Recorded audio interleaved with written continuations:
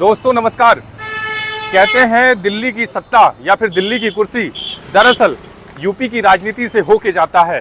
और दरअसल जैसे कि हमने देखा था कि कैसे 1 जून को एग्जिट पोल ने किस तरीके से भाजपा को 400 सीटों का देने का अनुमान बताया था और कैसे वो 150 सीटों पे इंडिया गठबंधन को निपटा रही थी। और वही बात करें अगर सबसे खास बात जो यूपी की, तो वहां पे सिर्फ 15 सीटों का अनुमान दिया जा रहा था। लेकिन ये कैसा मैंडेट है कि कैसे अचानक जनता ने का मैंडेट जब सामने आता है तो सारे एग्जिट पोल धराशायी हो जाते हैं। दरअसल बात हम करने वाले हैं दरअसल देश की सबसे बड़ी राजनीति या फिर कह सकते हैं जहां पे किसी ने भी नहीं सोचा होगा। बात दरअसल हम यूपी की कर रहे हैं। यूपी की वो सीट जहां पे अगर हम सिर्फ बात करें समाजवादी पार्टी की, तो जितने तकरीबन अभी तक 35 से 36 सीट जीतने का अनुमान उसका आ चुका है। और बात अगर करें कांग्रेस की तो तकरीबन 7 से 8 सीटों पे वो लगभग जीत चुकी है। ऐसे में अगर हम देखें तो 43 सीटों का जो आंकड़ा है यूपी से सिर्फ इंडिया गठबंधन को मिलता हुआ नजर आ रहा है। और सबसे खास बात कि आखिर क्या वजह थी कि एक तरफ जहां मोदी की लहर, दूसरी तरफ जहां पे जिस दिन से रामलला का उद्घाटन या फिर राम मंदिर का उद्घाटन करने के बाद कैसे बीजेपी ने ये कैंपेन का नारा दिया था कि अब की बार 400 पार, और ठीक उसके बाद कैसे बिहार में नीतीश कुमार को तोड़ के अपनी राजनीति की शुरुआत की थी। तो दरअसल ये उसी दिन तय हो गया था कि आने वाला जो चुनाव है वो कैसे गठजोड़ पे चलने वाला है। लेकिन तमाम राजनीतिक पार्टियों को जोड़ने के बाद भी आखिर क्या वजह है कि आज जिस जगह पे या किस दराशाही पे एनडीए सरकार खड़ी है, खास करके बीजेपी को बहुमत भी नहीं मिल पाई और बहुमत के आंकड़ों से दूर रह गई। तो क्या दरअसल ये बात ऐसी हो चुकी है कि खास करके कि प्रधानमंत्री मोदी की जो छवि है जो लोगों में वो टूटती चली जा रही है, या फिर कह सकते हैं कि आने वाले समय में जब कोई भी बिल पारित करना होगा तो प्रधानमंत्री को कांग्रेस के पीछे घूमना होगा।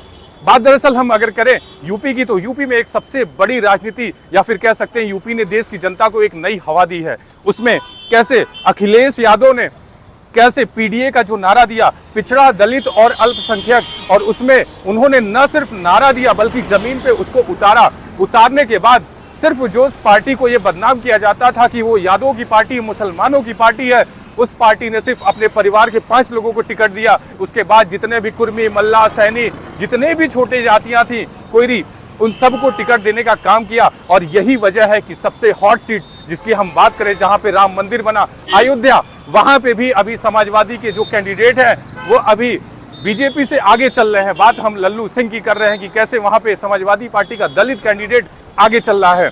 ऐसे में अगर हम बात करें कि जो सबसे चर्चित सीट थी यूपी की, अमेठी और रायबरेली, जिसको कांग्रेस के घराने से जोड़ के देखा जाता था 2019 में, कैसे वो खो चुके थे। लेकिन तकरीबन केएल शर्मा एक ऐसा कैंडिडेट जिसको कह सकते हैं कि यूपी की राजनीति में कोई जानता नहीं था, एक ऐसे चेहरे को कोई पहचानता नहीं था, लेकिन उन्होंने तकरीबन 1.5 लाख वोटों से स्मृति ईरानी को हरा दिया और ये बता दिया कि दरअसल जनता जब अपने आप पे आती है तो कैसे लोगों को पीछे भेज देती है। आने वाले समय में हम ऐसी तमाम आपको अपडेट देते रहेंगे। लेकिन दरअसल कुछ बड़े राज्य जैसे यूपी हो गया, बंगाल हो गया, पश्चिम बंगाल में ये माना जा रहा था कि दरअसल जो एग्जिट पोल ने दिखाया था कि ममता बनर्जी को 10 से 12 सीट मिलने वाली है और वहां पे 30 सीटें तकरीबन बीजेपी वहां लीड कर रही है। लेकिन जब ये देखा गया कि कैसे 30 सीटों का जो आंकड़ा टीएमसी को मिला और इतने हालात के बाद भी, इतना प्रेशर देने के बाद भी, बीजेपी की वॉशिंग मशीन हो या बीजेपी की तमाम आप ये कह सकते हैं एजेंसियां होने के बाद भी जो आंकड़े आए हैं,